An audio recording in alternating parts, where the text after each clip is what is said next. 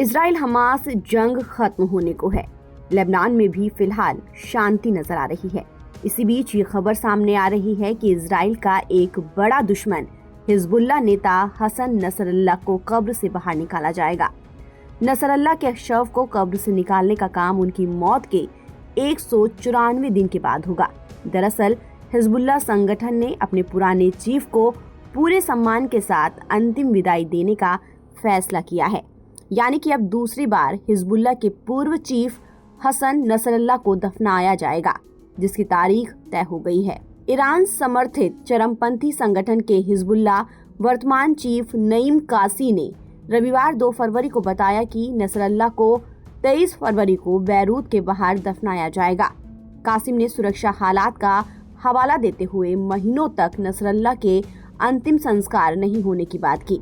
News agency AFP के मुताबिक इससे पहले हसन को ईरान में सीक्रेट जगह पर दफनाया गया था। बता दें कि इजराइल ने नसरल्लाह को 27 सितंबर को लेबनान की राजधानी बैरूत में हवाई हमले में मार गिराया था। उस समय नसरल्लाह हिजबुल्लाह के आला अधिकारियों के साथ समूह के अंडरग्राउंड ऑफिस में बैठक कर रहा था। हमले में नसरल्लाह हिजबुल्लाह के साथ कई आला अधिकारी भी मारे गए थे। अब उनकी मौत के 149 दिन के बाद उनका जनाजा निकाला जाएगा। वो 30 साल तक हिजबुल्लाह के चीफ रहे थे।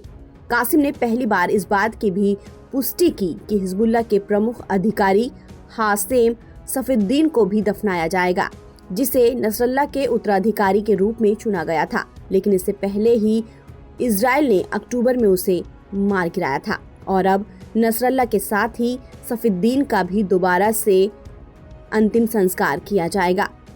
कासिम ने कहा कि सफीउद्दीन को हिजबुल्लाह के महासचिव के रूप में दफनाया जाएगा, क्योंकि हमने सैयद हासिम को महासचिव के रूप में चुना था, लेकिन घोषणा से 1 या 2 दिन पहले 3 अक्टूबर को उनकी शहादत हो गई थी।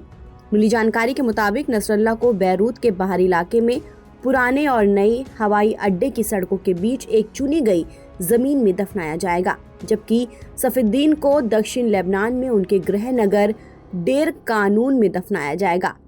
कासिम ने समर्थकों से अंतिम संस्कार के दौरान हवा में गोली न करने का आग्रह किया है।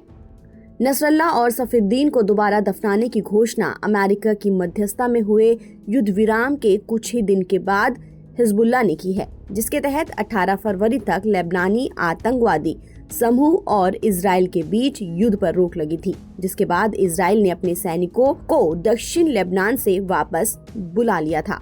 बता दें कि पिछले साल अक्टूबर में इजरायली प्रधानमंत्री बेंजामिन नेतन्याहू ने एक वीडियो संदेश में नसरल्लाह की मौत का दावा किया था। साथ ही नेतन्याहू ने कहा था कि हमने हिजबुल्लाह की क्षमताओं को कम कर दिया है, हमने हजारों आतंकवादियों को मार गिराया है, इनमें नसरल्लाह और नसरल्लाह की जगह लेने वाले भी शामिल हैं। ताज़ा अपडेट के लिए आप बने रहिए NBT ऑनलाइन के साथ।